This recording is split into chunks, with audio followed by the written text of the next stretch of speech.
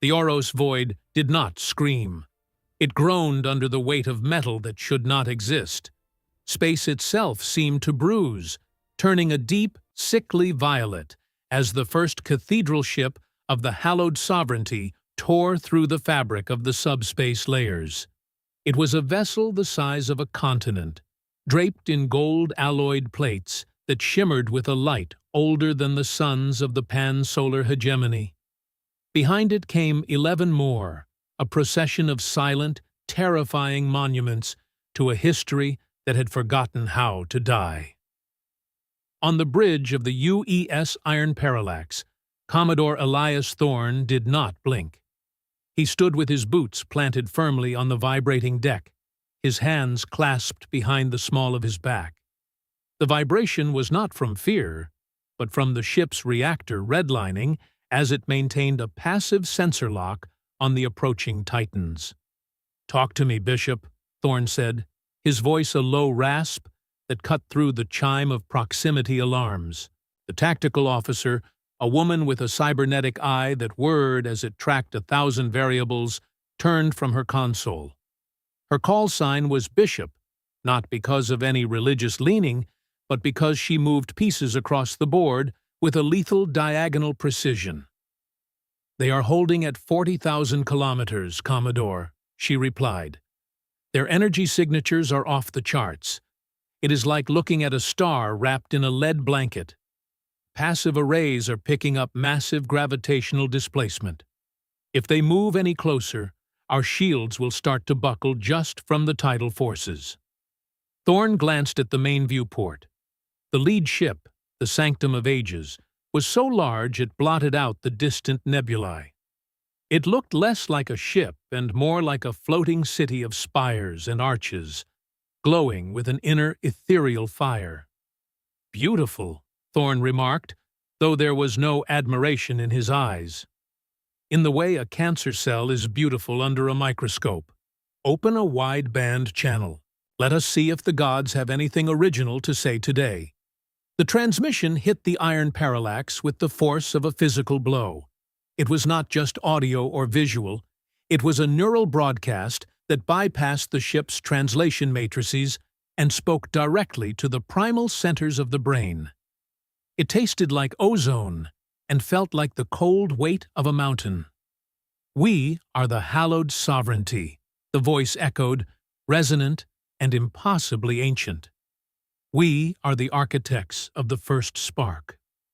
We are the silence that follows the final breath. You are children playing in the ruins of a garden we planted 40 millennia ago. Your machines are toys.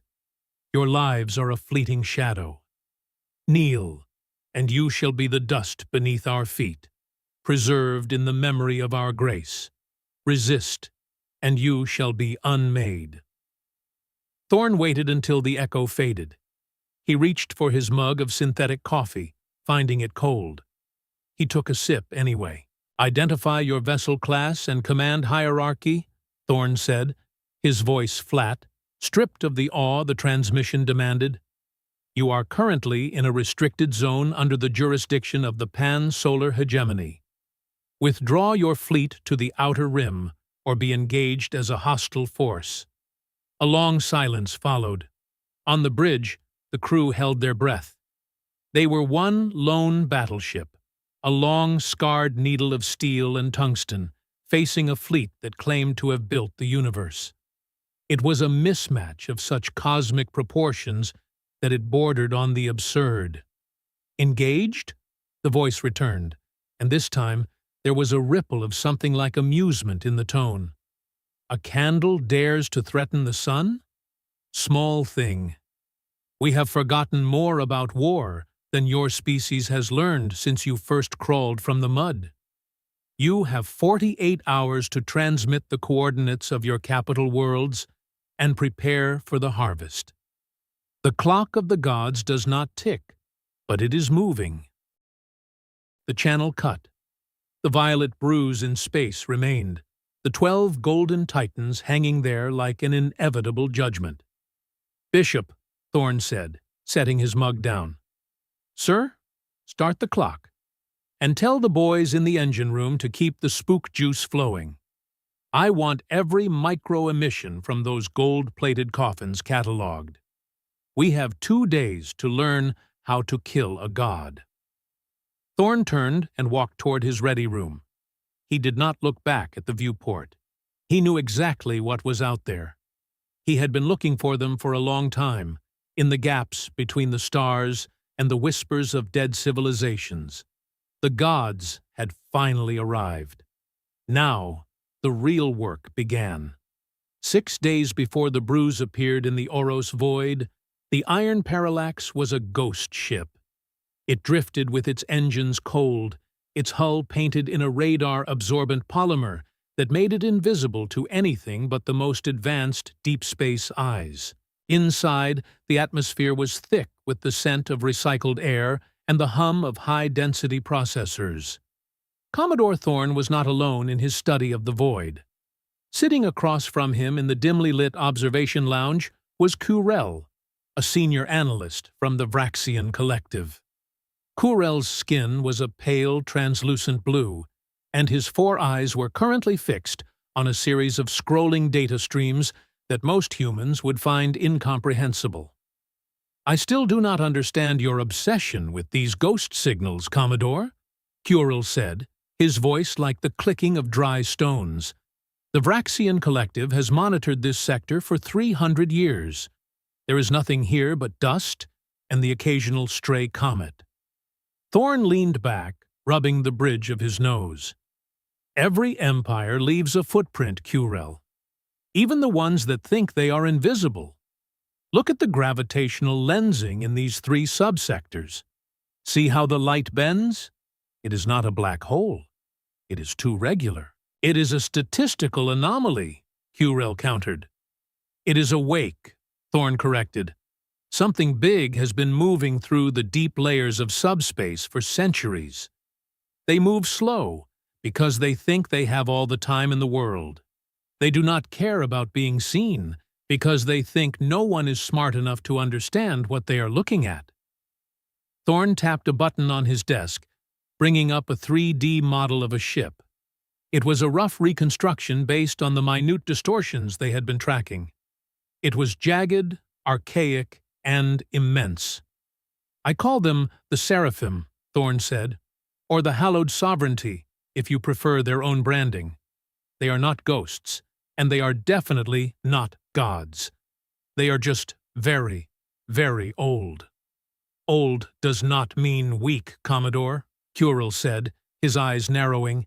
"If these entities truly possess the technology to manipulate subspace at this level, then the pan-solar hegemony stands no chance. Our most advanced dreadnoughts would be like paper ships against a hurricane." Thorne stood up and walked to the viewport. The stars were bright and uncaring. "That is the mistake everyone makes, Kurel. You look at the scale and you assume the strength. But nature has a rule. The bigger you are, the harder it is to change. If you have lived for 40,000 years without a challenge, you do not have 40,000 years of experience. You have 1 year of experience repeated 40,000 times. You become rigid. You become predictable." He turned back to the Vraxian. "My people have a history of fighting things bigger than us. We spent 5,000 years killing each other over dirt and invisible lines. We learned that the best way to win a fight is not to be stronger, but to be faster, meaner, and more willing to break the rules." Kurel tilted his head. "Your logic is unsettling. You speak of war as if it were a form of evolution." "It is," Thorne said, his face hardening. "And these gods? They stopped evolving a long time ago. They think they are the end of the story. I am here to tell them they are just a footnote." The conversation was interrupted by a sharp chime from Thorne's terminal. It was Bishop. "Commodore, you might want to see this. The ghost signals just went hot. They are transitioning to real space. ETA is 6 minutes." Thorne looked at Kurel. The Vraxian's skin had turned a darker shade of blue, a sign of deep agitation. "Are you ready to see what a god looks like?" Thorne asked. "I am not sure anyone is ever ready for that," Curel whispered. Thorne grabbed his coat. "Then let us go, give them a proper human welcome." "And Curel? Yes? If you see the brass starting to panic back at the hegemony headquarters, tell them to hold their breath. This isn't a funeral yet." As they stepped onto the bridge, the first cathedral ship began its descent. The Iron Parallax felt small, a tiny speck of defiance in a sea of ancient light. But inside that speck, the crew was moving with a terrifying, practiced efficiency. They were not praying. They were not crying. They were checking the boards, locking the frequencies, and preparing the long-range passive arrays to drink in every secret the enemy was about to reveal. The Hallowed Sovereignty thought they were entering a silent void. They did not realize they were walking into a laboratory, and Commodore Elias Thorne was holding the scalpel. For the next 72 hours, while the galaxy trembled, Thorne stayed on the bridge. He watched the energy cycles of the golden ships. He noticed the way their shields rotated, a slow, majestic rhythm that had not changed in millennia. He saw the slight delay in their command relays, a lag born of a hierarchy so bloated and ancient that a single order had to pass through 1,000 ceremonial filters before it was executed. "They are slow," Thorne muttered to himself, watching a data stream. "They are so incredibly slow." Bishop, who was standing nearby, nodded. "Their tactical response time is 3 times slower than our standard combat doctrine. They think their invulnerability is a shield." "It is a cage," Thorne said, "and we are going to rattle it." By the end of the second day, the Iron Parallax had a complete technical profile of the enemy fleet. They knew the heat signatures of the primary reactors. They knew the frequency of the chronostatic fields. They knew exactly where the armor was thinnest. Around the grand ceremonial viewing ports where the High Architect stood to watch their victories. The gods were no longer a mystery. They were a set of variables. And Thorne was very good at math. As the 48-hour deadline approached, the bridge grew quiet. The tension was a living thing, coiling in the corners of the room. "Commodore," Bishop said, her voice steady despite the weight of the moment. "The lead ship is powering up its primary arrays. They are preparing to fire." Thorne took a slow breath. He felt the cold weight of his responsibilities, the millions of lives hanging on his next move. But he also felt something else, a spark of stubborn human pride. "Let them fire," he said. "We've seen enough. It is time to show them that the universe is under new management." He reached for the comms. "Wideband," he ordered. "I want the sovereignty to hear this. I want the hegemony to hear this. I want every soul in the void to know that we are still here." The channel opened. Thorne stood tall, the light of the golden ships reflecting in his eyes. "High Architect," he began, his voice carrying a jagged edge. "You said the clock of the gods does not tick. You were right. It stopped a long time ago. But our clock, it is ticking just fine. And your time just ran out." The Iron Parallax bucked as its engines roared to life, not in retreat, but in a violent, predatory lunge forward. The first shot of the war was not a golden beam of divine light, but a simple, brutal slug of human tungsten, moving at a fraction of the speed of light, aimed directly at the heart of an illusion. The tungsten slug did not carry a message of peace. It carried 2 tons of condensed matter, traveling at a significant fraction of the speed of light. And when it struck the shimmering golden hull of the Sanctum of Ages, it did something that had not happened in 12,000 years. It made a god bleed. The impact was not an explosion in the traditional sense. It was a violent displacement of reality. The chronostatic field surrounding the cathedral ship, a shimmering veil designed to keep the vessel in a state of perpetual, unaging perfection, shivered. For a microsecond, the gold-alloyed plates beneath the field were forced to obey the laws of physics. They buckled. They shattered. A jagged crater, 30 meters wide, blossomed across the forward spire of the enemy flagship, venting a stream of pressurized iridescent gas into the cold vacuum of the Oros void. On the bridge of the UES Iron Parallax, the silence was absolute. It was the kind of silence that exists in the heart of a hurricane, a breathless suspension of time where the weight of what had just been done pressed down on every soul present. They had fired. They had struck a being that claimed to be the beginning and the end. Commodore Elias Thorne stood perfectly still, his hands still clasped behind his back. His knuckles were white, a hidden testament to the adrenaline surging through his veins, but his face remained a mask of weathered granite. He watched the iridescent gas crystallize in the dark, a shimmering cloud of divine failure. "Impact confirmed," Bishop whispered, her voice cracking slightly before she regained her professional iron. "Target Spire 4 has sustained structural deformation. Their field is fluctuating, Commodore. It is struggling to reset the local timeline." Thorne nodded once. "They are not used to things pushing back," he said softly. "Keep the arrays hot. I want to know how long it takes for their mercy to turn into malice." 300 light-years away, on the sprawling ring station known as Aegis Prime, the central chamber of the pan-solar hegemony was a scene of unmitigated chaos. Representatives from 32 star systems and 14 distinct species were screaming in a dozen different languages, their biological translators struggling to keep pace with the sheer volume of terror. The holographic feed from the Oros void hung in the center of the room, a flickering window into a nightmare. They had all seen the arrival of the Hallowed Sovereignty. They had all felt the soul-crushing weight of that first broadcast. And now, they had all seen the Iron Parallax, a lone, scarred tin can of a ship, spit in the eye of a titan. "Order," Speaker Vaughn shouted, his forearms slamming against the obsidian dais.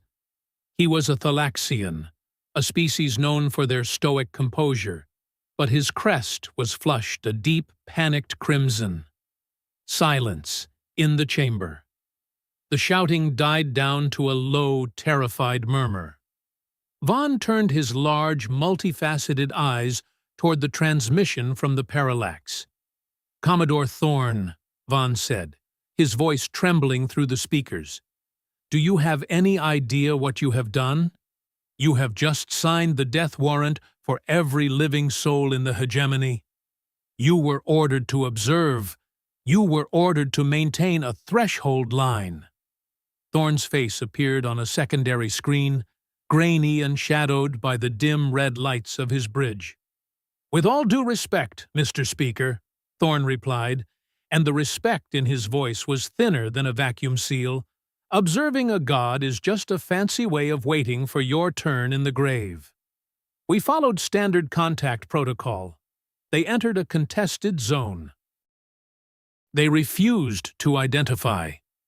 They threatened the harvest of our worlds. In the manual I read, that is called a hostile act." "Hostile?" Vaughn hissed. "They are the sovereignty. Their records go back 40,000 years. They have erased civilizations that were older than the hegemony before we even discovered fire. You cannot fight them with railguns and grit, Elias." "You're right," Thorne said, and for the first time, a small, grim smile touched his lips. "You can't fight them with railguns alone. But luckily, we brought the grit, too. Tell the Council to stop drafting their surrender papers. If you give them your population maps now, you're just handing them a menu.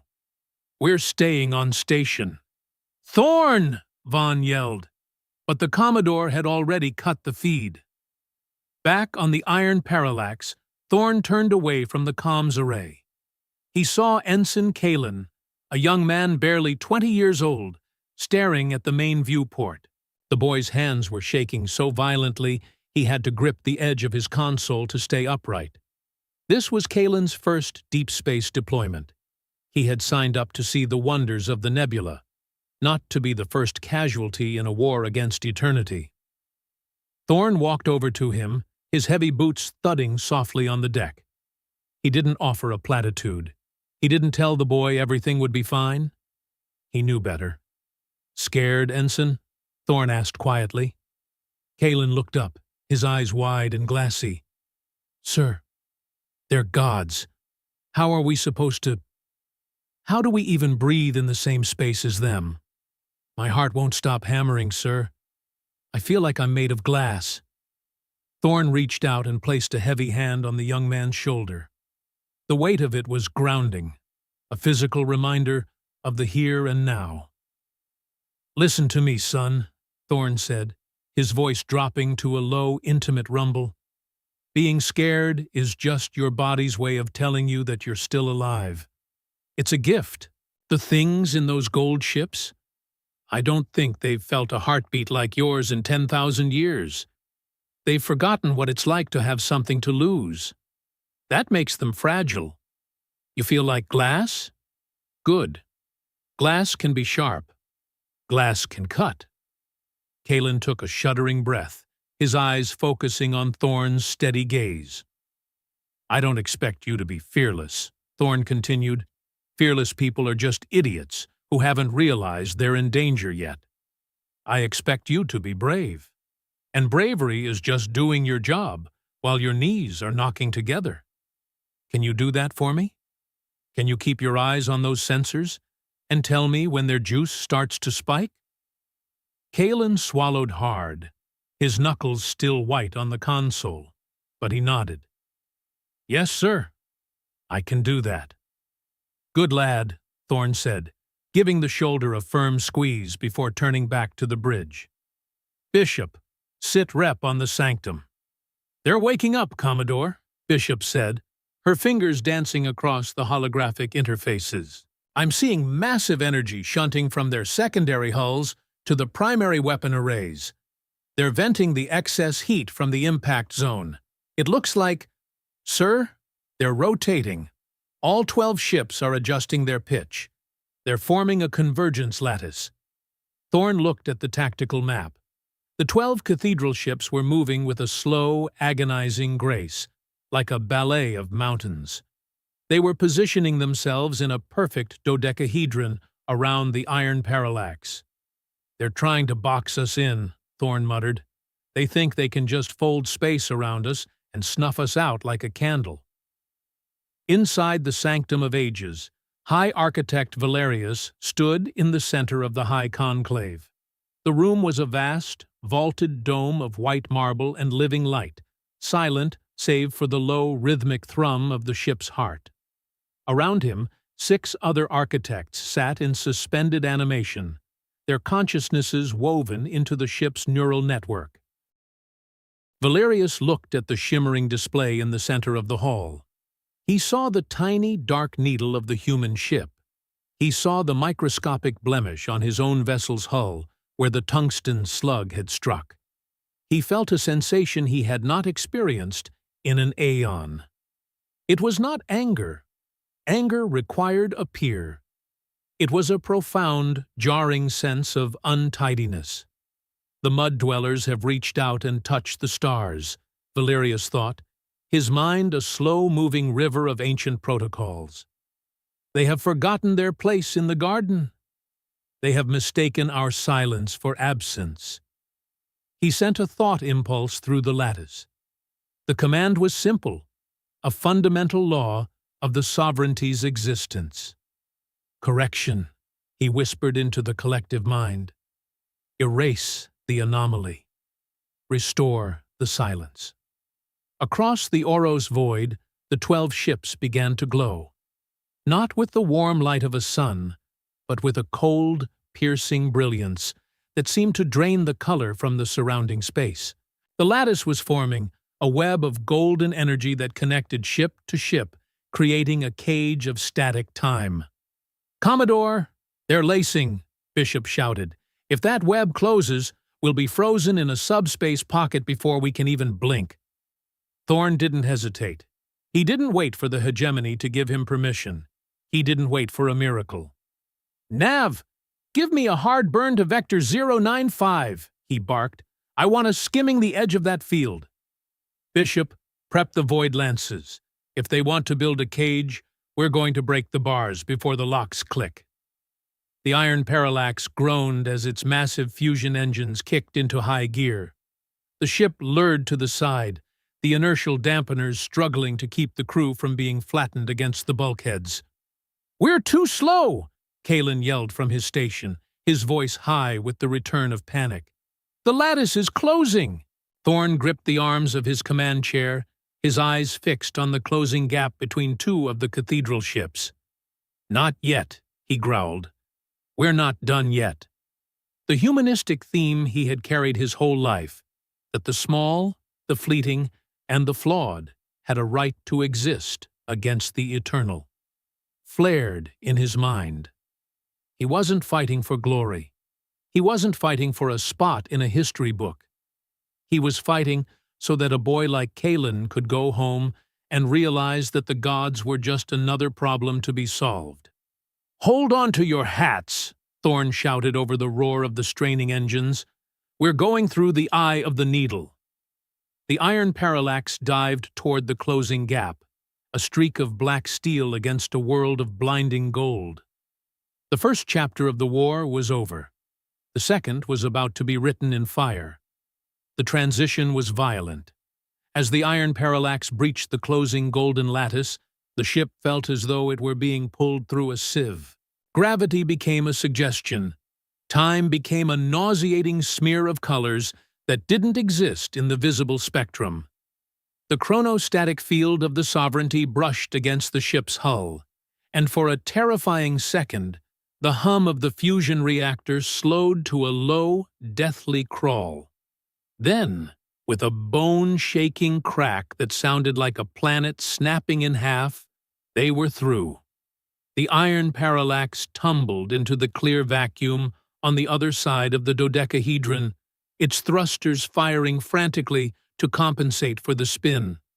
Behind them, the golden web snapped shut, trapping nothing but empty space and the echoes of their own wake. "Status!" Thorne roared, hauling himself back into his command chair. His vision was swimming with blue spots, and he could taste copper in his mouth. Bishop was slumped over her console, blood trickling from a cut on her forehead. She shoved herself upright, her cybernetic eye whirring like a trapped insect. "Engines at 60%, she wheezed. "Hull integrity is holding, but we lost 3 sensor clusters on the port side. That field, sir, it tried to turn the ship into a statue. If we had been 2 seconds slower, we'd be a permanent monument in the Oros void." Thorne glanced at the tactical display. The 12 Cathedral-Ships were already adjusting. They hadn't expected the needle to jump the thread. The slow, majestic turn of their hulls was now accompanied by a ripple of light across their surfaces, a sign that their weapon systems were re-evaluating the threat. "They're mad," Curell said, his voice a dry rattle from the corner of the bridge. He had survived the transition by wedging his translucent body between 2 structural supports. "You have insulted them, Commodore. You have escaped their judgment. In their eyes, you are no longer a pest. You are a heresy." "I've been called worse," Thorne grunted. "Bishop, activate the Cortex bridge. It's time to stop guessing and start knowing." Bishop hesitated, her hand hovering over a protected red switch. "Commodore, the neural drafting system is still in the experimental phase. The strain on your brain. The AI won't just be feeding you data. It will be feeding you the ship. Every vibration, every heat spike. every microfracture. You might not come back the same. Thorne looked at the 12 titans on the screen. He saw the golden light beginning to pool at the tips of their spires, preparing for a coordinated void lance strike. "If we don't do this, we won't come back at all," he said. "Do it, Bishop. That's an order." Bishop closed her eyes and flipped the switch. Thorne gasped as the world exploded. It was as if his skull had been pried open and the entire universe had been poured inside. The bridge vanished. The crew vanished. He was no longer a man sitting in a chair. He was the Iron Parallax. He felt the cold, biting kiss of the vacuum against his titanium skin. He felt the white-hot hunger of the fusion reactor in his belly. He felt the thousands of miles of wiring like a nervous system tingling with electricity. And he felt the enemy. In the neural drafting state, the Cathedral-Ships were no longer continental masses of gold. They were silhouettes of energy, vibrating with a specific ancient frequency. He could see the lag he had theorized, the tiny fractional delays between their sensors detecting him and their weapons being cleared for discharge. It was a bureaucracy of fire. There, Thorne thought, and the ship responded as if it were his own limb. The Iron Parallax danced, a beam of pure, coherent light, thick enough to vaporize a moon, lanced through the space where the parallax had been a millisecond before. Thorne felt the heat of the near miss as a phantom burn on his left arm. He didn't wait. He didn't think. He reacted with the predatory instinct of a species that had survived 1,000,000 years of being the underdog. He fired the void lances. These weren't simple railguns. They were focused bursts of antimatter encased in a magnetic bottle, designed to detonate on contact with a chronostatic field. 3 of them screamed across the void, leaving trails of black fire in their wake. On the bridge, Curel watched in horrified fascination. He saw the human Commodore's eyes roll back into his head, his body jerking in the command chair as if he were being electrocuted. But on the screens, the Iron Parallax was moving with a grace that was impossible for a ship of its size. It was skipping, jumping, and weaving through a barrage of golden light that should have obliterated it 10 times over. "It is a madness," Curel whispered to himself. "A beautiful, calculated madness." The void lances struck the 3rd ship in the formation, the Pillar of Eternity. The antimatter didn't just blow a hole in the ship, it interacted with the time field in a catastrophic feedback loop. For a moment, the Pillar of Eternity seemed to exist in 2 places at once, a shimmering ghost of its past self and a blackened ruin of its future. Then, the 2 images collapsed. The explosion was silent and absolute. A third of the cathedral ship vanished, disintegrated by the very technology that was supposed to make it eternal. Inside the Sanctum of Ages, High Architect Valerius reeled. The feedback through the neural lattice was like a scream from a dead world. He felt the loss of the pillar not as a tactical defeat, but as a physical amputation. "How?" he whispered, his voice trembling for the first time in 40 millennia. "How can a fleeting thing, a creature of dust and breath, strike down the eternal?" He looked at the display. The human ship was still there, glowing with the heat of its own exertion, its hull blackened and scarred, but still moving. It was mocking him. It was proving that the gods were nothing more than big, slow targets. "Send the vanguard," Valerius commanded, his mind darkening with a cold, desperate fury. "I want that ship boarded. I want to see the face of the creature that dares to defy the sovereignty. Do not destroy it yet. I want it to witness its own end." Back on the Parallax, the neural drafting link snapped. Thorne collapsed forward, vomiting onto the deck as the overwhelming sensory input of the ship retreated from his mind. He felt small. He felt weak. He felt like a man again. And it hurt. "Commodore!" Kalen was at his side, holding him up. "Sir, stay with us." Thorne coughed, wiping his mouth with the back of his hand. His vision was blurry, but he could see the tactical map. They're sending boarding craft," he wheezed. "I can see the heat signatures. Small, fast pods. They're coming for us, Bishop." Bishop looked at the screens. She saw hundreds of golden streaks launched from the remaining 11 ships.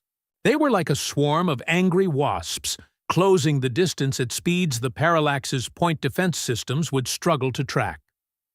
"We can't outrun that many, Commodore," Bishop said, her voice tight with grim realization. Thorne looked at Kalen, who was still holding his arm. The boy was terrified, his face pale, but he wasn't shaking anymore. He was waiting for an order. He was acting despite the fear. "Then we give them a welcome they won't forget," Thorne said, pulling himself into a sitting position. "Seal the bulkheads. Arm the internal security teams. If they want to see our faces, let's make sure they see them through the sights of a pulse rifle." He looked at Curel, who was watching him with a strange new expression, something that looked remarkably like respect. "You said we were mad, Curel," Thorne said, his voice regaining its rasping strength. "You're right. We're the kind of mad that doesn't know how to quit. We've been fighting for our right to be flawed since we crawled out of the trees, and we're not going to stop now." The first boarding pod struck the Parallax's hull with a metallic clang that echoed through the entire ship. "Ensign," Thorne said, looking Kalen in the eye. "You still feel like glass?" The boy reached for his sidearm, his grip firm. "No, sir," Kalen said, a hard light appearing in his eyes. "I feel like the hammer." Thorne smiled. "Good, because we've got a lot of gods to break today." As the bulkheads began to groan under the pressure of the invading sovereignty forces, Thorne realized that the humanistic theme of their struggle was reaching its boiling point. They weren't just fighting for survival anymore. They were fighting to prove that being mortal, being scared, and being finite was a strength, not a weakness. The gods had lived for 40,000 years without a heartbeat.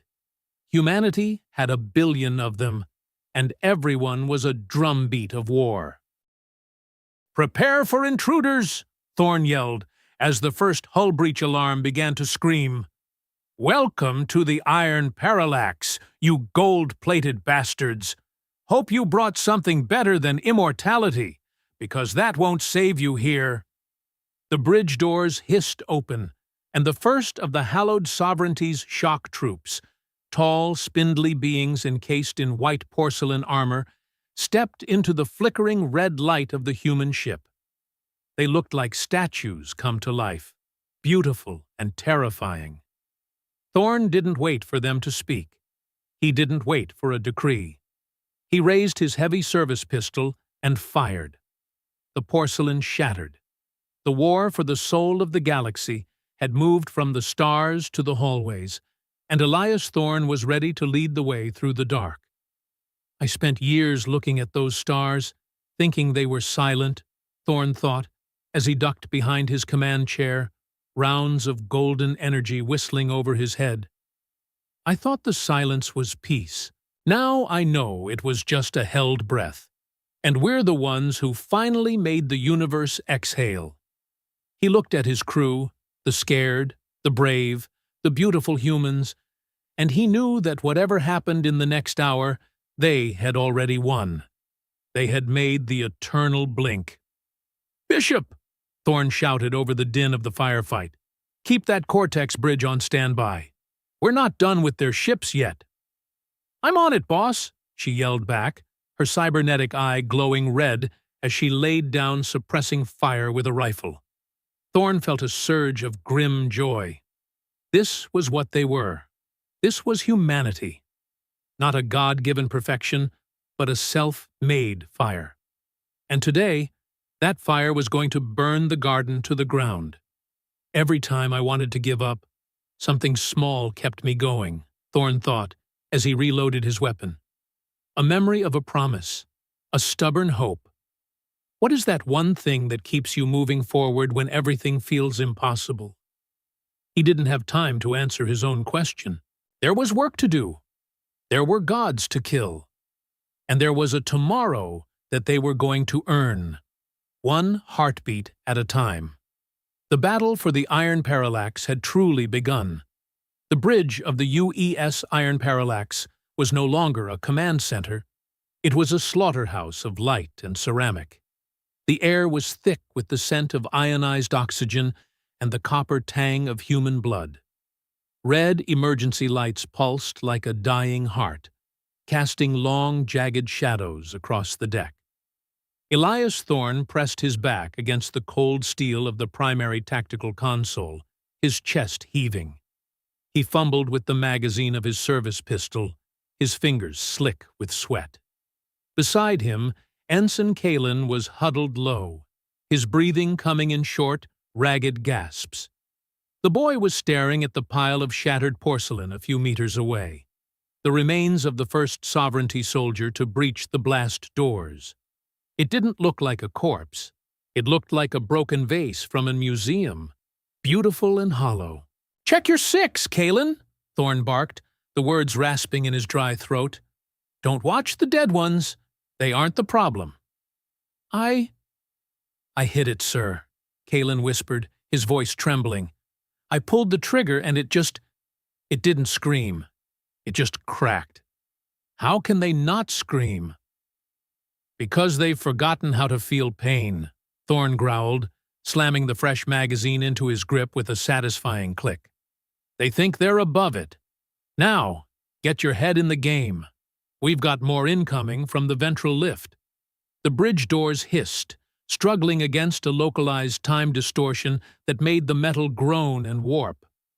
Two more Sovereignty husks stepped through the shimmering veil. They moved with a terrifying, synchronized grace, their long, multi-jointed limbs ending in blades of solid light. They didn't run. They glided, their porcelain faces featureless and impassive. "Bishop!"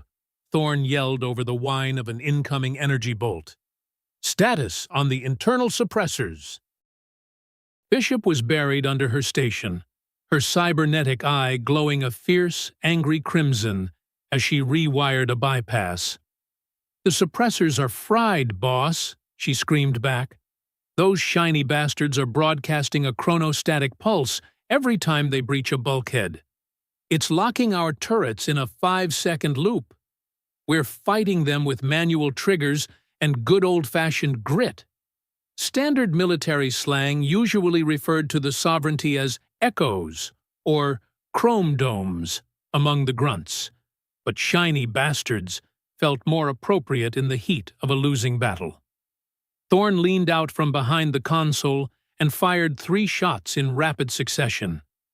The heavy slugs caught the lead husk in the shoulder, shattering the white plating. The creature didn't flinch. It simply adjusted its weight and kept coming, its light blade humming with a frequency that made Thorne's teeth ache. "They're too efficient," Curell said from his position near the ceiling. The Vraxian had used his natural suction pads to climb the structural ribs of the bridge, staying out of the line of fire. "Their movements are mathematically perfect, Commodore. They are calculating the most direct path to your vitals. You cannot defeat them with geometry." "Then we use chaos," Thorne shouted. He looked at Kalen. "Ensign, remember that thermal detonator you were supposed to turn in for maintenance 3 weeks ago?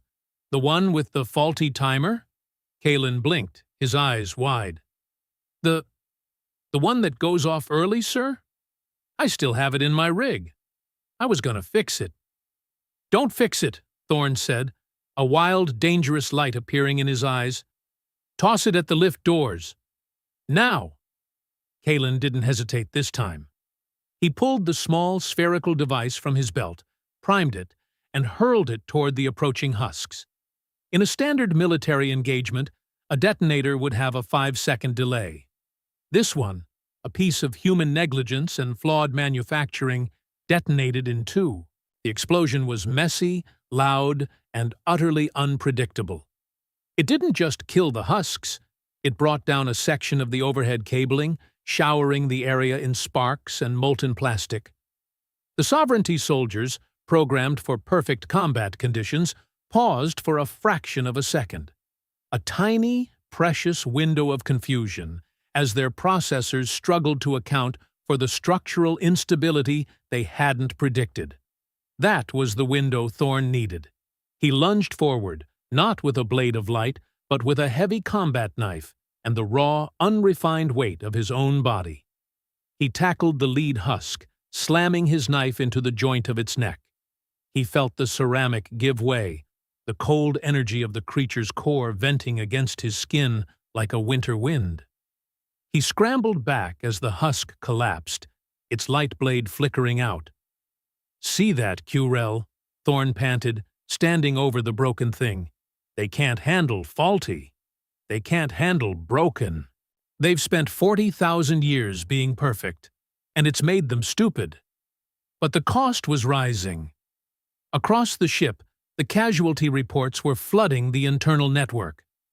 112 sailors dead or missing. 2 decks vented to space. The Iron Parallax was bleeding, and the gods were just getting started. Thorne slumped back against his chair, the weight of the command pressing down on him. Every death felt like a cold stone in his stomach. He looked at the bridge crew, most of them barely out of their teens, their faces smeared with soot and fear. This was the test. Not the battle itself, but the belief that their small, messy lives were worth the price being paid. The Sovereignty didn't value life.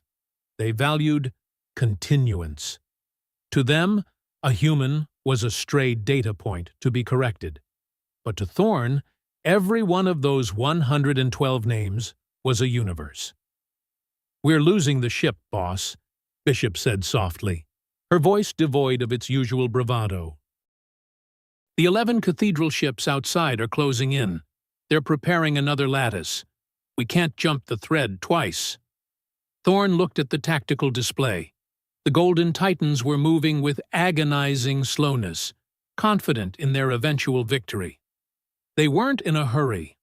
They had all the time in the world.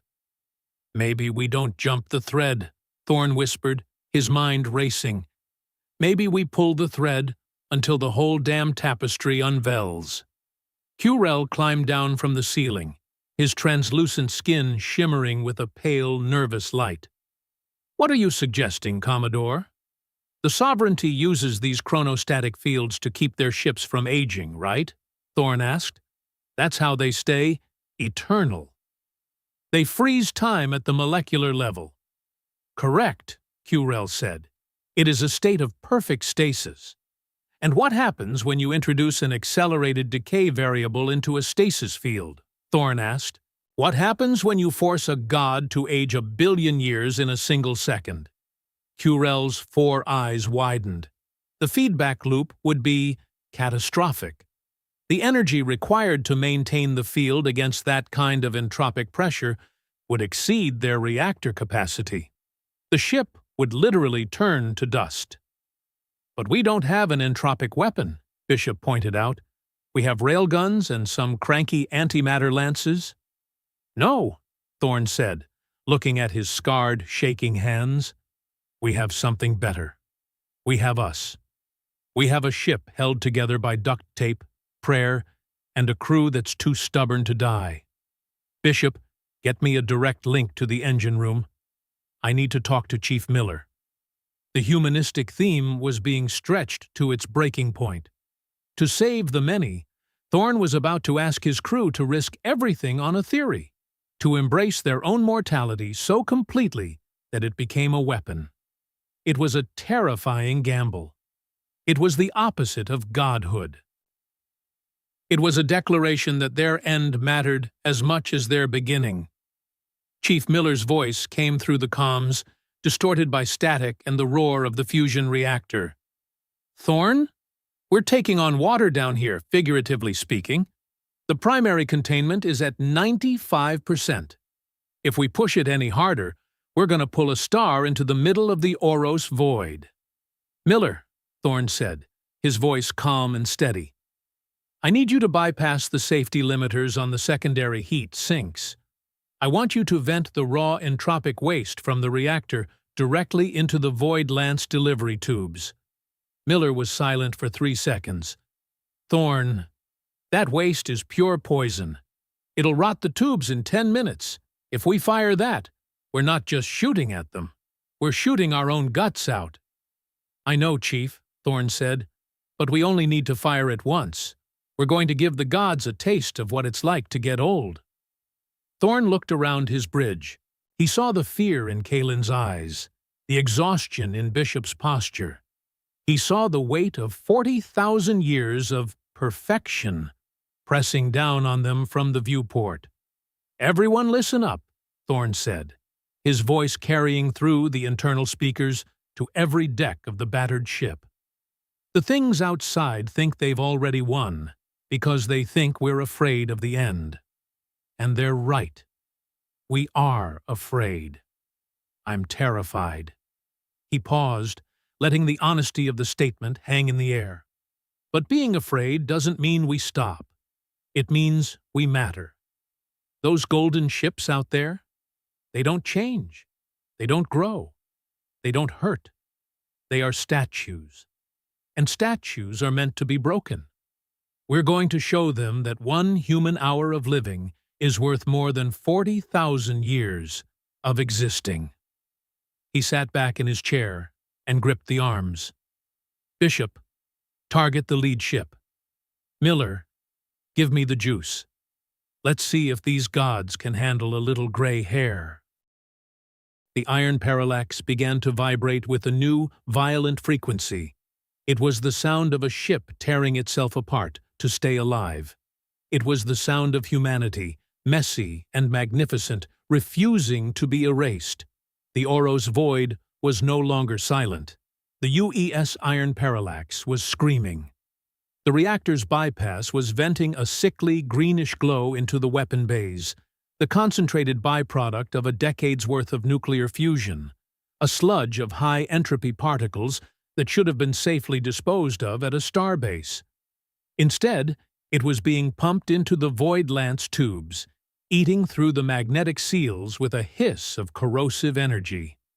On the bridge, the heat was becoming unbearable. The life support systems were failing, and the air tasted like burnt rubber and ozone. 5 minutes until the tubes melt through, boss, Bishop shouted, her cybernetic eye flickering as the ship's internal sensors began to flatline. The Sovereignty is picking up the signature. They're confused.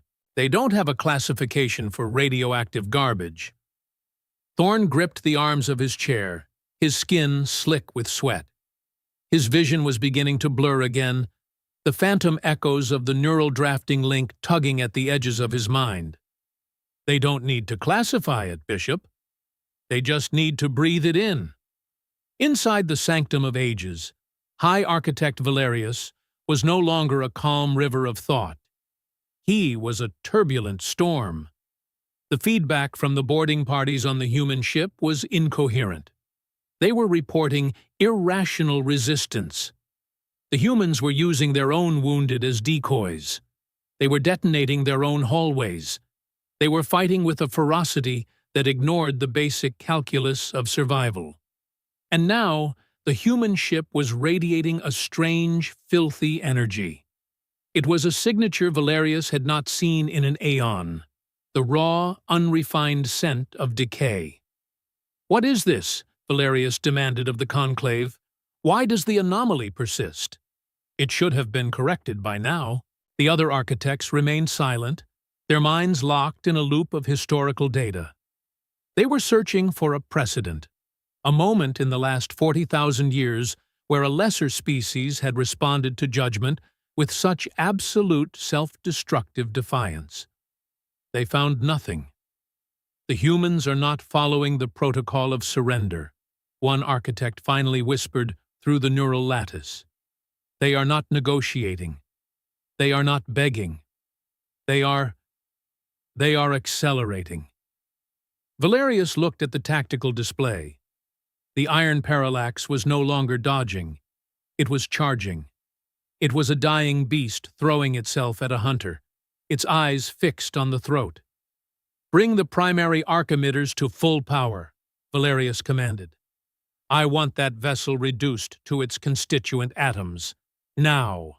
But the command took 12 seconds to process.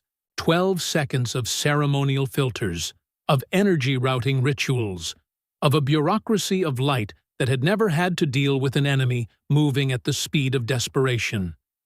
In those 12 seconds, the Iron Parallax fired. The Void Lance didn't fire a beam of light. It spat a gout of dark, swirling matter, a spear of entropic filth that tore through the vacuum. It struck the Sanctum of Ages not with an explosion, but with a silence so profound it felt like a hole had been punched in reality. Where the lance hit, the chronostatic field didn't fluctuate. It shattered. The golden plates of the Cathedral-Ship, frozen in their perfect state for millennia, were suddenly exposed to the raw, unfiltered passage of time. The effect was horrific. A section of the ship the size of a city began to age. The gold alloy tarnished in a heartbeat. The structural supports, which had never known the stress of fatigue, crumbled into dust. The living circuits of the ship's mind withered like autumn leaves. A massive, jagged rent appeared in the hull, not from a weapon, but from the weight of 40,000 years of unspent time suddenly catching up. The Sanctum of Ages groaned, a deep, metallic sound that echoed through the subspace layers. It was the sound of a god realizing it could die.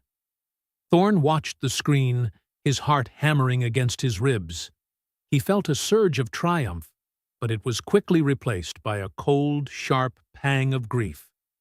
He could see the escape pods launching from the human ship's hangar, few and far between. His crew was still over there, fighting the boarding parties to buy him this shot. The humanistic theme he had championed, the value of every individual, was now being weighed against the survival of the species. It was a choice that felt like a knife in his chest. "Commodore!" Kalen yelled, pointing at a secondary monitor. "The other 11 ships, they're breaking formation." They were. The sight of their flagship, the eternal, invincible Sanctum, rotting before their eyes, had done what no amount of firepower could. It had introduced the one thing the Sovereignty could not calculate: doubt. "They don't know what to do," Curel said, his voice filled with a strange, haunting awe. "Their history has no record of this. They are waiting for a command from a flagship that is currently screaming in the dark. You haven't just damaged a ship, Thorne. You've damaged their faith." "Finish it," Bishop said, her hands trembling on the controls. "We have 2 lances left before the tubes go. Let's send them home." Thorne looked at the shattered spire of the Sanctum. He could see the lights flickering out, the golden brilliance fading into a dull, leaden gray. He thought about the High Architect, sitting in his marble hall, wondering how the world had turned upside down. He also thought about the 112 names, and the ones currently being added to the list in the hallways of his own ship. "No," Thorne said, his voice surprisingly soft. "We don't finish it. Not like that." "Sir?" Kalen asked, confused. "We have them on the ropes. We can take out another one. If we turn into the things that erase civilizations, then we've already lost," Thorne said, turning to look at his young ensign. "We're not gods, Kalen. We're humans. And humans know when a fight is over." He keyed the wideband channel. His voice was ragged, exhausted, but it carried a weight that no neural broadcast could match. "High Architect Valerius," Thorne said. "This is Commodore Elias Thorne of the Iron Parallax. Your ship is dying. Your field is broken. You've spent 40,000 years thinking you were the beginning and the end. You were wrong. You're just another species that stayed at the party too long." He paused, taking a shuddering breath. "Call off your boarding parties. Withdraw your fleet from the Oros void. Do it now, and we'll let your remaining ships tow that wreck back to whatever hole you crawled out of. If you fire again, we'll pump the rest of this filth into your reactors and see how many of you are left when the dust settles." A long, agonizing silence followed. On the bridge of the Parallax, the crew stood frozen. The heat was stifling, the alarms were deafening, and the very air seemed to be holding its breath. Inside the sanctum, Valerius stood in the middle of a hall that was literally falling apart. Marble dust fell from the ceiling like snow. The light of the conclave was dim and flickering. He felt the cold touch of the void through the cracks in the hull. He looked at the human ship on his flickering display. It was a wreck. It was a piece of junk. It was a collection of flaws and failures. And it had won. "Withdraw," Valerius whispered, the word like ash in his mouth. The order rippled through the fleet. Across the Iron Parallax, the porcelain husks suddenly stopped. They didn't retreat. They simply deactivated, their light blades vanishing as their remote command links were severed. They stood in the hallways like abandoned statues, silent and broken. The golden Cathedral-Ships began to turn, their movements no longer majestic, but hurried, almost frantic. They moved away from the Parallax, their chronostatic fields shimmering with an unstable, nervous light. "They're leaving," Kalen said, a single tear tracking through the soot on his cheek. "They're actually leaving." Thorne let out a breath he felt he had been holding for 40,000 years. He slumped back in his chair, his body finally giving in to the exhaustion. The red lights were still pulsing. The ship was still a mess, and they were light years from home with half a crew and a reactor that was about to melt. But the silence that followed was different. It wasn't the silence of the sovereignty. It wasn't the silence of the grave. It was the silence of a species that had survived another day. Thorne looked at the names on his screen, the casualties, the wounded, the survivors. He thought about the humanistic lesson he had learned the hard way. Courage wasn't about being invulnerable. It was about being breakable and choosing to stand anyway. It was about the cost of that choice and the beauty of the people who were willing to pay it. "We did it, boss," Bishop whispered, her head resting on her console. "We did," Thorne said, "but we paid for it. We paid a hell of a lot." He looked out the viewport at the receding golden lights. He knew this wasn't the end. The sovereignty would be back, or something else would come out of the dark. The universe was big, and it didn't care about their heartbeats. But today, humanity had made a mark. They had proven that time belonged to those who were willing to live in it, not those who tried to freeze it. "Get the medical teams to the ventral decks," Thorne ordered, his voice regaining its command. "I want a full count of survivors. And someone find Chief Miller and tell him to shut that reactor down before we all turn into glowing ghosts." He closed his eyes for a moment, listening to the messy, chaotic, beautiful sounds of his crew working to save their ship. "I spent years carrying that anger like armor, only to realize it was a prison," Thorne thought, echoing a sentiment he hadn't yet shared. "I wonder, is there someone in your life you have been holding on to resentment against?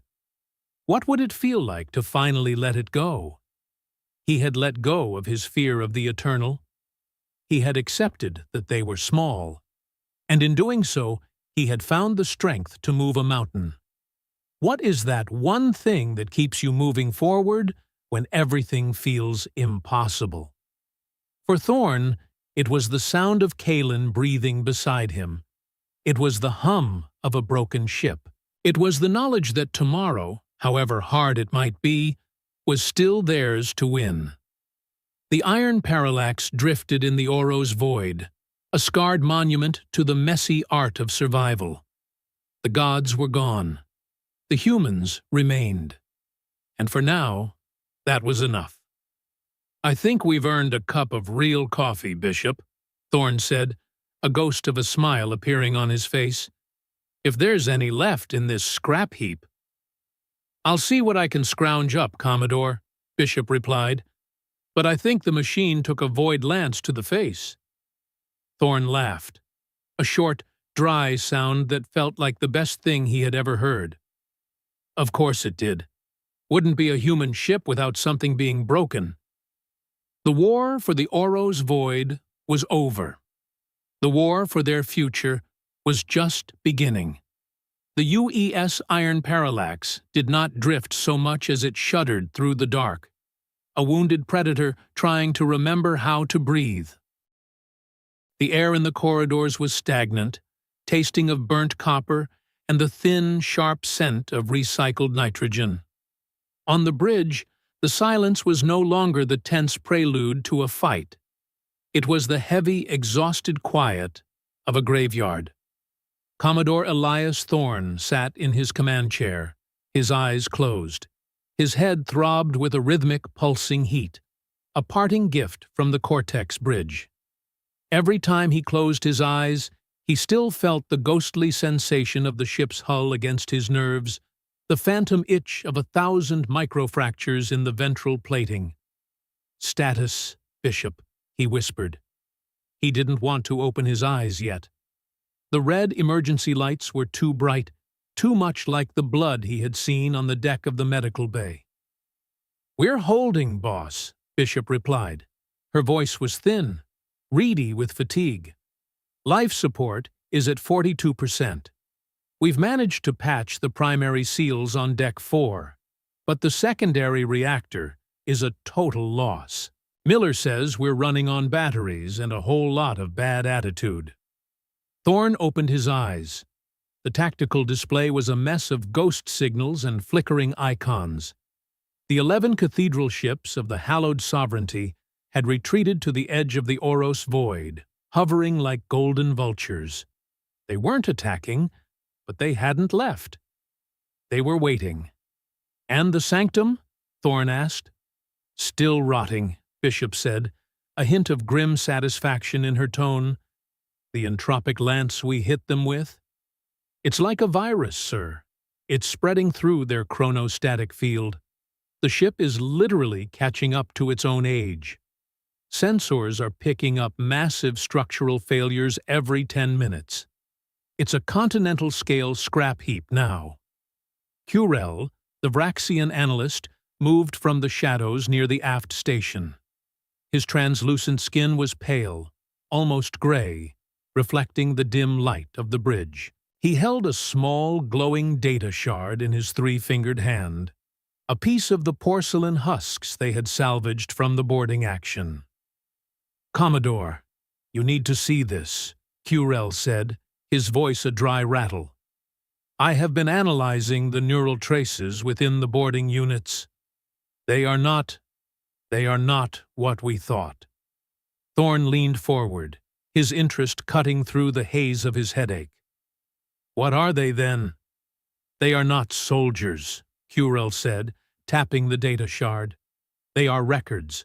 Every one of these husks contains the digitized consciousness of a citizen from a civilization the Sovereignty preserved over the last 40,000 years. When they say they catalog a species, they mean it literally. They don't kill them. They strip the information of their lives and store them in these ceramic shells to serve as tools." The bridge went cold. Even the hum of the failing life support seemed to drop an octave. Thorne looked at the shattered remains of the husk near the lift doors. He thought of the 112 names of his own dead. "So they're ghosts," Thorne said, his voice low and dangerous. "A fleet of stolen souls." "Worse," Curel said. "They are stagnant. Because the Sovereignty exists in a state of chronostasis, These consciousnesses cannot learn.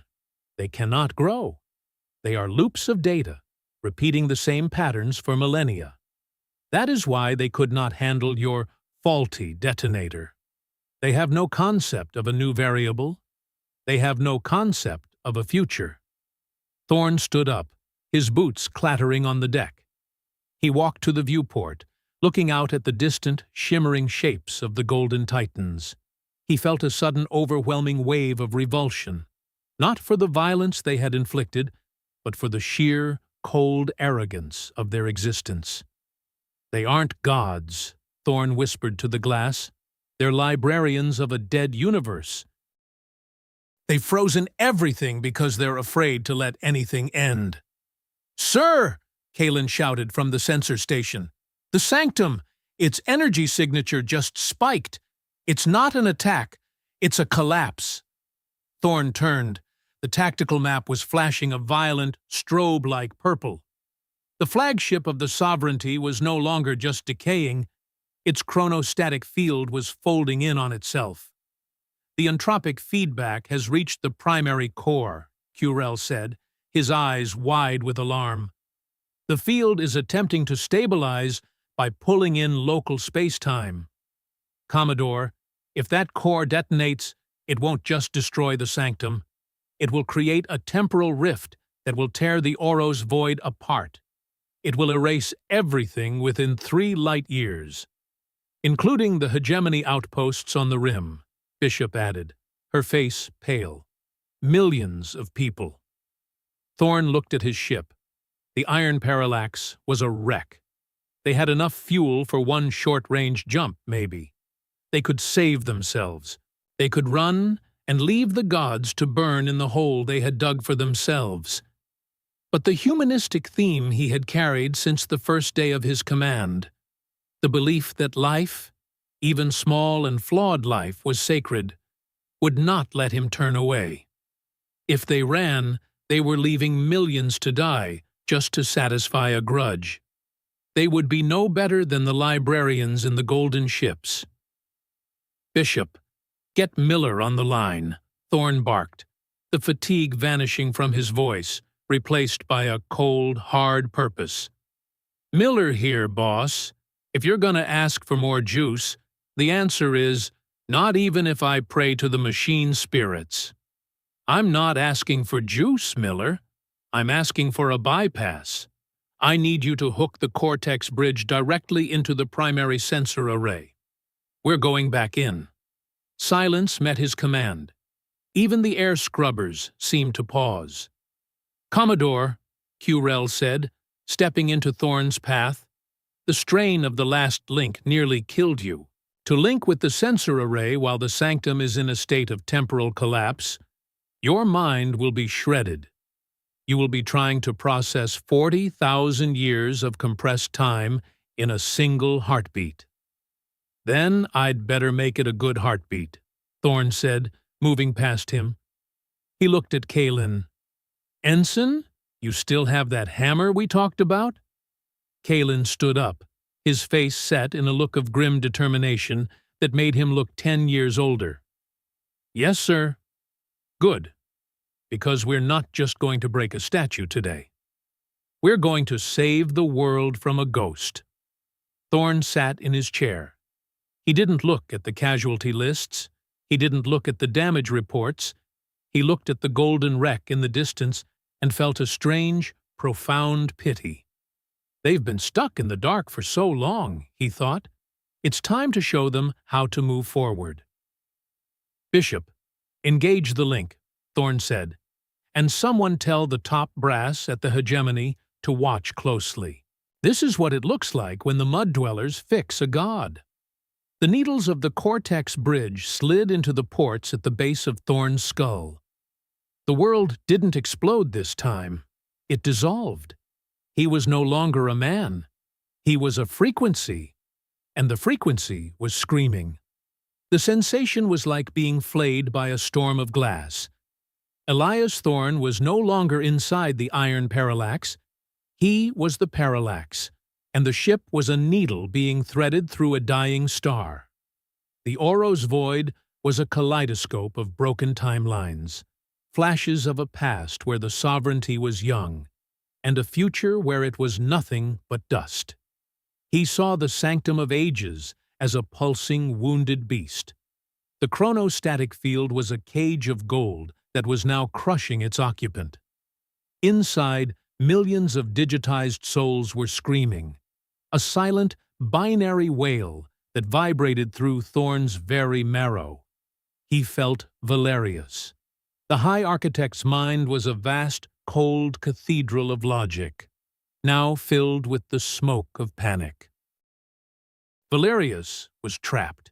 He was trying to use protocols that were 10,000 years old to stop a fire that had started 5 minutes ago. You. The thought echoed through the link, a cold, jagged thing. You have brought the end.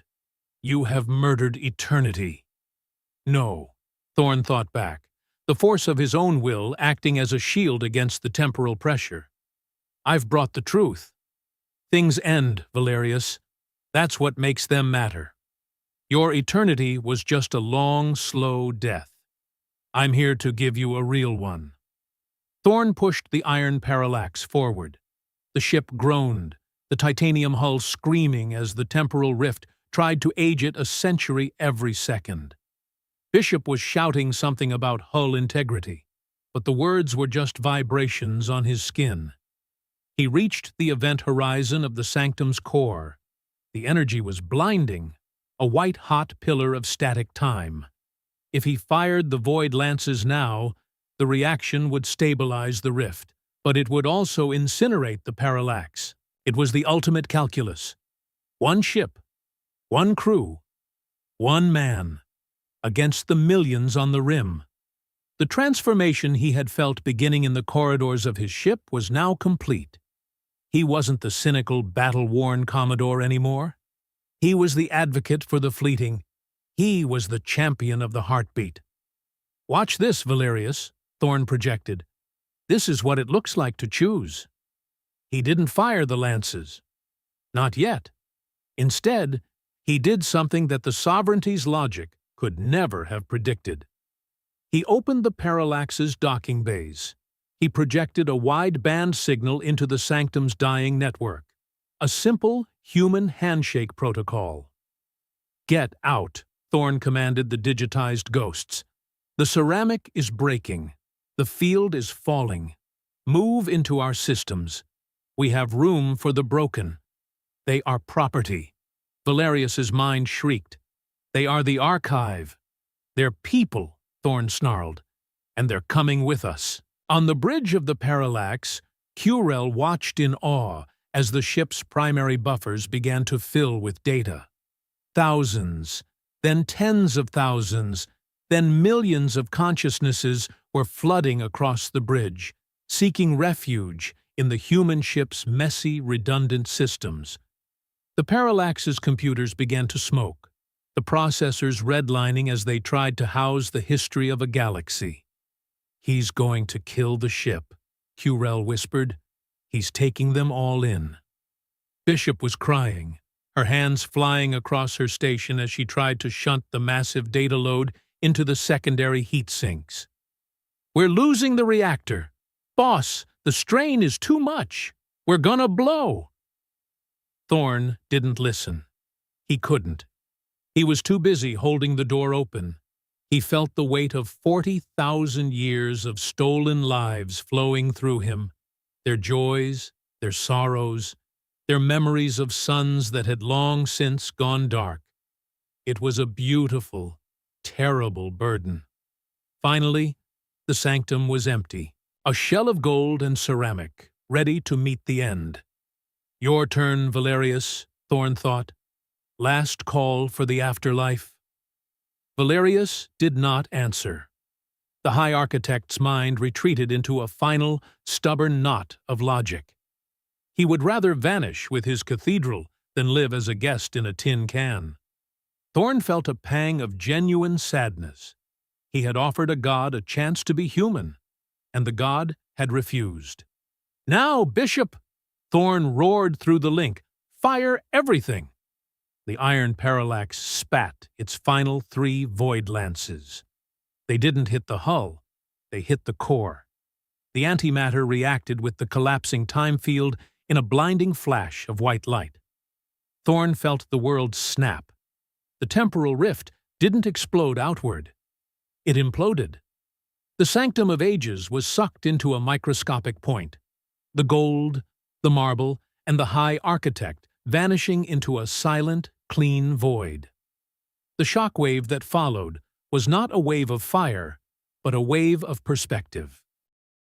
For a single second, everyone in the Oros void saw the universe as it truly was: vast, uncaring, and infinitely precious.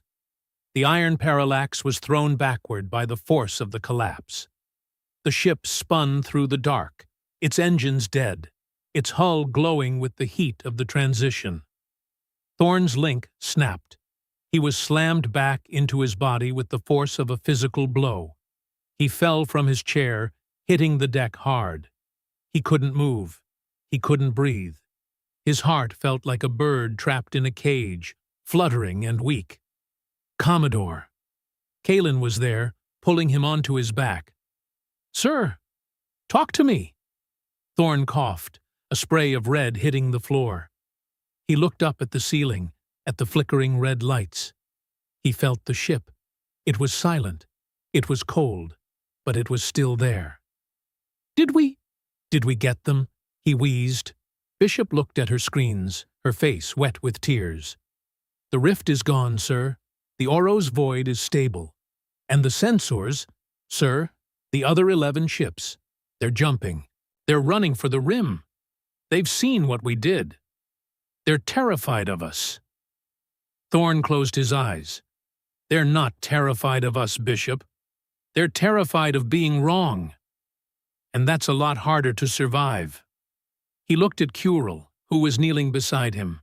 The Vraxian's skin was glowing with a soft, bioluminescent light, a sign of deep emotion. "The Archive," Curel said, his voice trembling. "You saved them, Thorne. Millions of them.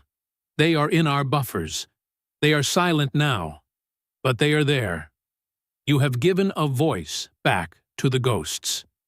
Thorne managed a small, pained smile. "Just make sure we don't treat them like books, Corell. They've had enough of that." The bridge crew began to move again, the slow, mechanical process of saving their ship. They were wounded, they were exhausted, and they were light years from home. But there was a new energy in the room, a sense of purpose that hadn't been there before. They had looked into the eyes of eternity and hadn't blinked. They had chosen the heartbeat over the stone. "I spent years thinking that being strong meant being untouchable," Thorne thought, as he watched Kalen help Bishop back to her station. "I thought the best way to lead was to be the rock that the waves broke against. But I was wrong. The rock eventually turns to sand. The wave keeps moving. It changes. It flows." He looked at his hands. They were shaking. They were scarred. They were human. "What parts of yourself have you been hiding, thinking they make you less?" Thorne wondered. "For me, it was my fear. I thought it was a leak in the hull. But it wasn't. It was the fuel. It was the thing that made me move when the gods stood still." He let out a long, shaky breath. "Miller," he croaked into the comms, "tell me we've got enough juice for a distress beacon." "We've got enough for a beacon and a very small light bulb," Miller replied, his voice sounding like it had been dragged through a gravel pit. "But we're still here, boss. Somehow, we're still here." "That's the important part, Miller," Thorne said. "Everything else is just details." The Iron Parallax drifted in the empty space where a god had once stood. The golden titans were gone, fleeing into the deep dark, carrying with them the knowledge that the universe was no longer a garden to be tended. It was a wild, messy, and beautiful place, and it belonged to those who were brave enough to live in it. Thorne closed his eyes again, But this time, he wasn't afraid. He listened to the sound of his own heart, a steady, rhythmic drumbeat in the silence. 1, 2, 3. It was the most beautiful sound he had ever heard. The silence that followed the implosion of the Sanctum of Ages was not peaceful. It was a heavy, suffocating thing that pressed against the bulkheads of the UES Iron Parallax like the hand of a giant. On the bridge, the only sounds were the ragged breathing of the survivors and the frantic, high-pitched whining of the primary server stacks. The processors were glowing a dull, angry orange, struggling to contain the millions of consciousnesses that Commodore Elias Thorne had scooped out of the dying golden ship. Thorne lay on the deck, his back against the base of his command chair.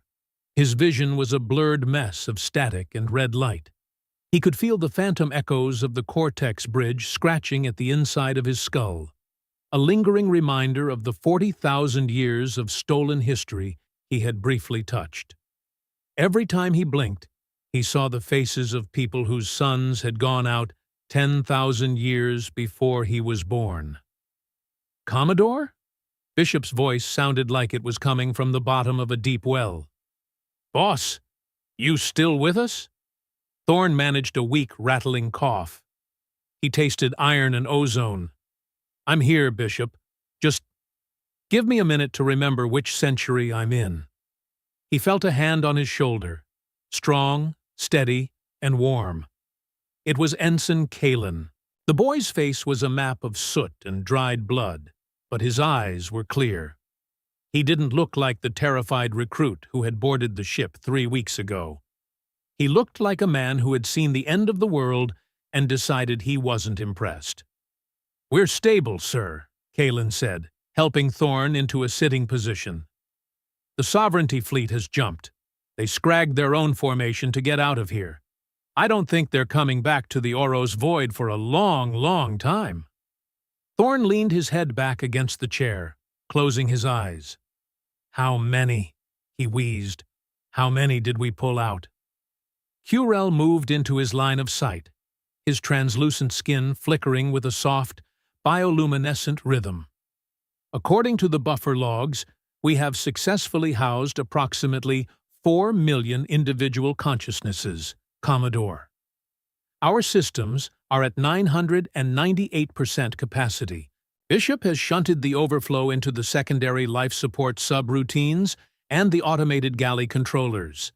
Even the ship's internal doors are technically thinking right now." Thorne let out a short, dry laugh that turned into another cough. "So, the Iron Parallax is literally a haunted house." "It is a miracle," Curel said, his voice unusually soft. "To your hegemony, this was a tactical engagement. To me, as an observer of the Vraxian collective, it was something else entirely. You did not just defeat a superior military force. You performed a mass resurrection. You looked at the property of a god and decided it was a family." "I didn't decide anything, Curel," Thorne muttered, rubbing his eyes. "I just couldn't stand the thought of those bastards keeping the lights on with other people's souls. It felt untidy."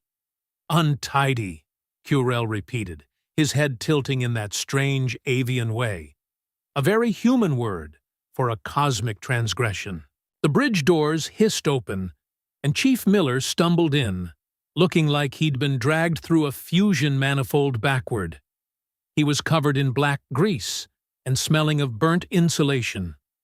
He looked at the orange-hot server banks and then at Thorne. "Boss, we've got a problem," Miller said, wiping sweat from his brow with a grimy rag. "Those ghosts you brought aboard? They're drawing power just to stay coherent. Between them and the battle damage, the primary reactor is about 2 shakes away from a total meltdown. We can't keep them all in the buffers and keep the life support running. We've got maybe 6 hours before the whole ship flatlines."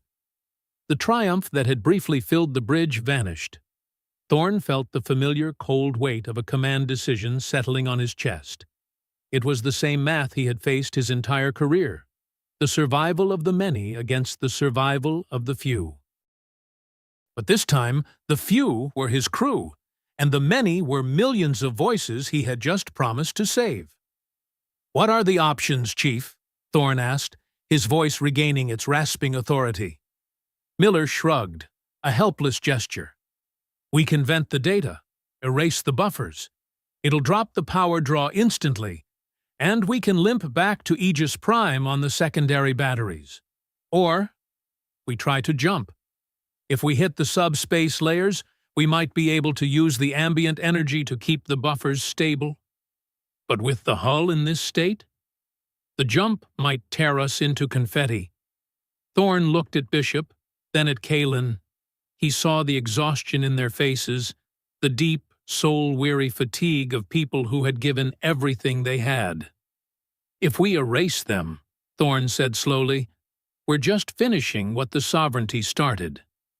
We're erasing 40,000 years of life because it's inconvenient for our power grid." Bishop looked at the flickering lights of the bridge. "I didn't sign up to be a grave robber, sir. I signed up to be a sailor. And sailors don't throw passengers overboard just because the boat is leaking." Kalen nodded, his jaw set. "We carry them, sir. All the way home." Thorne felt a swell of pride so sharp it hurt. This was the humanistic heart of the problem. A god would have calculated the efficiency and deleted the data. A machine would have prioritized the hardware. But his crew, flawed, tired, and scared, were choosing to risk their lives for ghosts they would never meet and stories they would never hear. "You heard them, Chief," Thorne said, looking at Miller. "Keep the spook juice flowing as long as you can.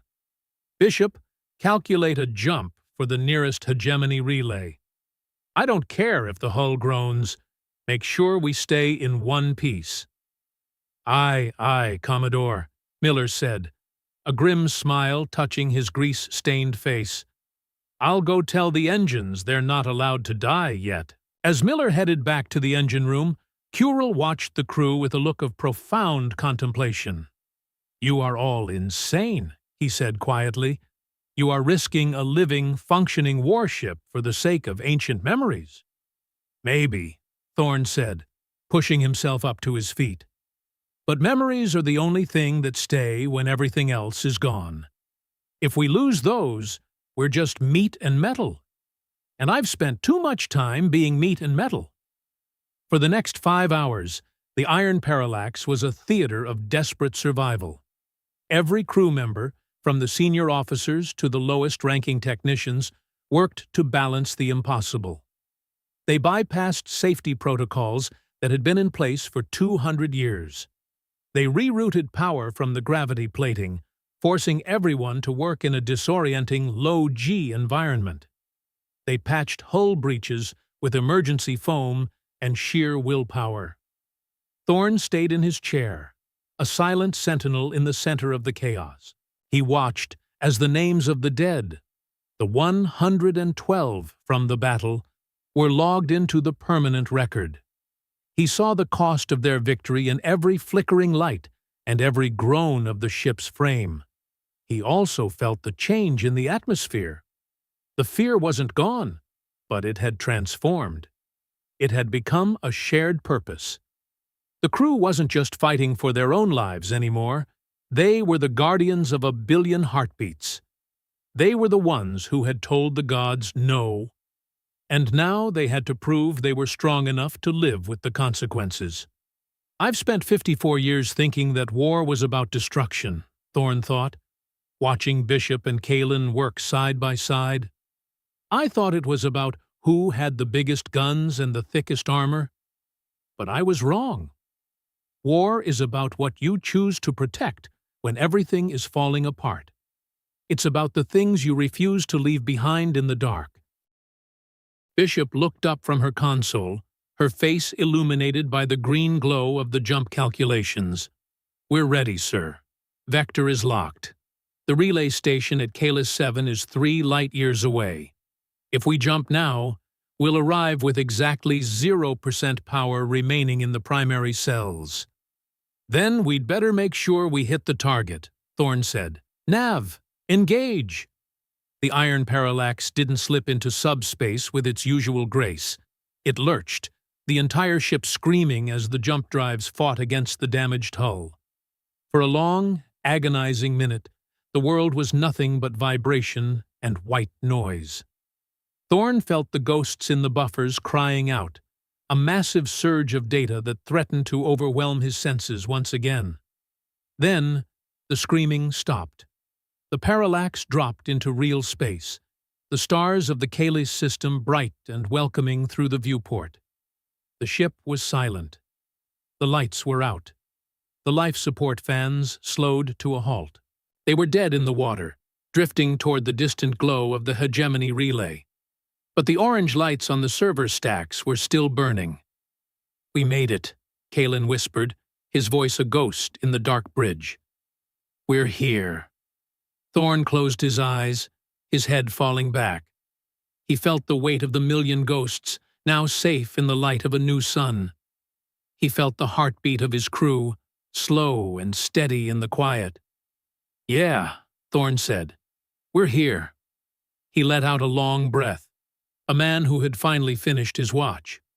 The gods were gone, the ghosts were safe, and for the first time in his life, Elias Thorne didn't feel like he was made of stone. He felt like he was made of hope, messy, fragile, and absolutely unbreakable.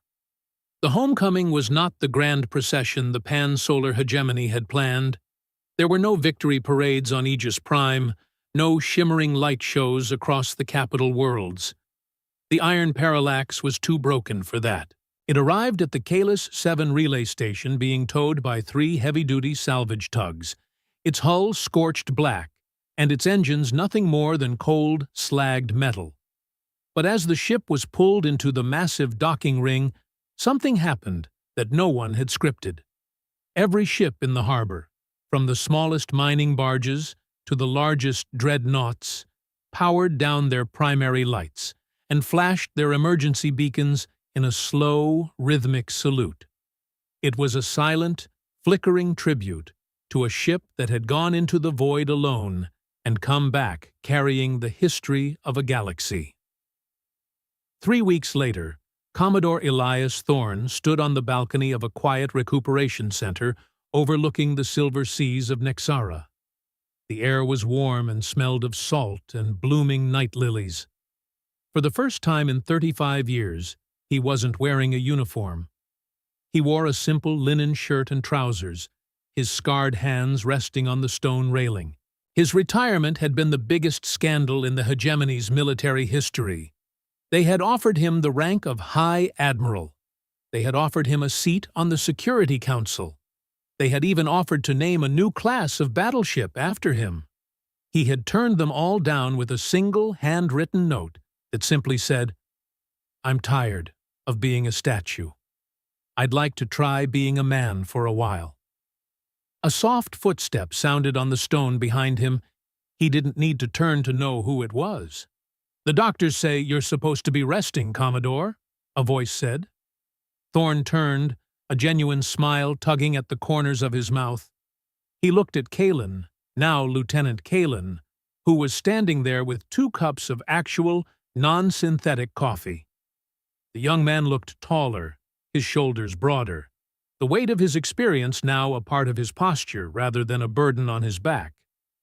"I've had enough rest to last me 3 lifetimes, Kalen," Thorne said, taking one of the cups. "Besides, the view here is too good to miss. How is the Parallax?" "She's in dry dock," Kalen said, leaning against the railing beside his former commander. "The engineers are calling her a structural impossibility. They don't know how she held together for that final jump." "I do," Thorne said, taking a sip of the coffee. It was hot, bitter, and perfect. It was the crew. And the ghosts. They weren't ready to go yet. "Speaking of the ghosts," Kalen said, his expression turning serious, "the hegemony has officially opened the memory archive on Velonis Prime. They've begun the process of decanting the consciousnesses into a new open-source neural network. QREL is leading the project. He says some of them are already starting to communicate. They're telling stories, sir. Stories about worlds we've never even dreamed of. Thorne looked out at the silver sea. Good. They've been silent for too long. They deserve a chance to be heard. Bishop stopped by this morning, Kaelin added. She's taking a command of her own. A scout ship, the UES Wayfinder.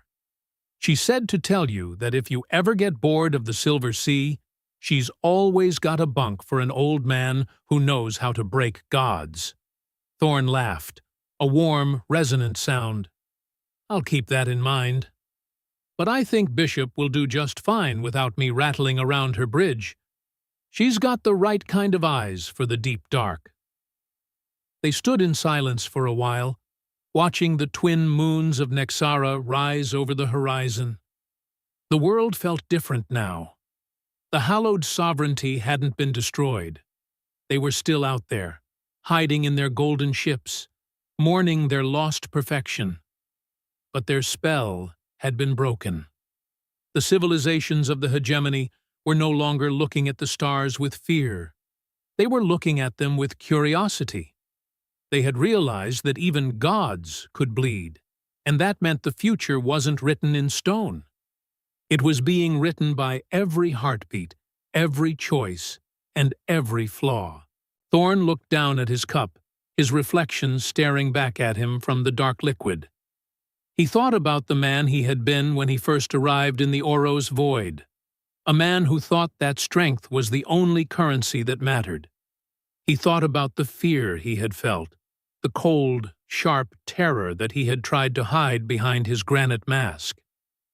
I was so busy trying to be a hero that I forgot how to be a neighbor, Thorne thought. I spent my life preparing for the end, never realizing that the end is just a doorway. He turned his gaze back to the stars, his mind wandering over the long, jagged path that had brought him here. I spent more than 30 years of my life believing that my value was measured by the things I could withstand. I thought that to lead meant to be the one who didn't break, the one who didn't cry, the one who didn't feel the weight of the names on the list. I built a fortress out of my own heart, thinking that if I made it strong enough, the universe couldn't hurt me. I was wrong. The universe doesn't care how strong your walls are. It finds the cracks, eventually. In the Oros void, I realized that the things I thought were my weaknesses, my fear, my grief, my stubborn refusal to let things go, were actually the only things that made me real. The sovereignty had no cracks. They had no flaws. And because of that, they had no life. They were just echoes in a golden jar. Being human isn't about achieving perfection or living forever. It's about being brave enough to be broken. It's about knowing that your time is short and choosing to spend it on something that matters. I look at Kaelin now, and I see a man who isn't afraid to show his scars. I see Bishop, who carries her ghosts with her like a badge of honor. We are a messy, loud, and often foolish species, but we have a light in us that no ancient god can extinguish. Because our light doesn't come from the stars, it comes from the people standing next to us in the dark. I used to be afraid of the silence. Now, I listen to it, and I hear a billion different stories waiting to be told. And for the first time in 54 years, I'm not in a hurry to reach the end of the book. Thorne set his coffee cup down on the stone railing. He felt the cool evening breeze on his face, a sensation so simple and yet so profoundly beautiful that it brought a lump to his throat. He wasn't the Commodore anymore. He wasn't the savior of the Oros void. He was just Elias, a man who had survived a long day and was looking forward to the morning. He looked over at Kaelin, who was watching the moons with a look of quiet wonder. You know, Kaelin, Thorne said softly, I spent a lot of time telling you that courage was about doing your job while your knees were knocking. But I think I missed the most important part. "What's that, sir?" Kalen asked. Thorne smiled, a slow, peaceful expression. "It's about why your knees are knocking in the first place. You only get scared when you love something enough to be afraid of losing it. That fear is just a reminder of what's worth fighting for." He turned back to the sea, his voice dropping to a thoughtful whisper. "I spent my whole life treating my heart like it was made of glass, thinking I had to protect it from the hammer. But looking back at the Ouro's void, I wonder, if we didn't have those fragile, breakable parts of ourselves, would we ever have the strength to be the hammer when the world needs one? What parts of your own heart have you been trying to protect, thinking they were your greatest weakness, only to find they were the only things that kept you standing?" Thorne reached out and placed a hand on Kalen's shoulder, a gesture of friendship and equality. Then he turned and walked back into the warm light of the house, his footsteps steady and unhurried on the stone. On the table behind him, the 2 cups of coffee continued to steam in the cool night air, 2 small dark circles against the vast silver light of the rising moons. The gods were gone, the humans were home, and the story was just beginning. I spent years carrying my fear like it was a leak in the ship, a flaw that would eventually sink me. But in the end, that fear was the only thing that told me I was still alive, and it gave me the strength to stand up to things that claimed to be eternal. I wonder, as you look at your own life, is there a part of yourself you've been ashamed of? A fear, a scar, or a flaw that might actually be the very thing that makes you strong enough to face your own gods? What would happen if you stopped trying to fix it and started using it as your hammer? Elias Thorne walked to his bedside table and picked up a small, weathered photograph of his crew, the original crew of the Iron Parallax. He didn't put it in a drawer. He set it right where he could see it when he woke up. A reminder that the most beautiful things in the universe are the ones that don't last forever.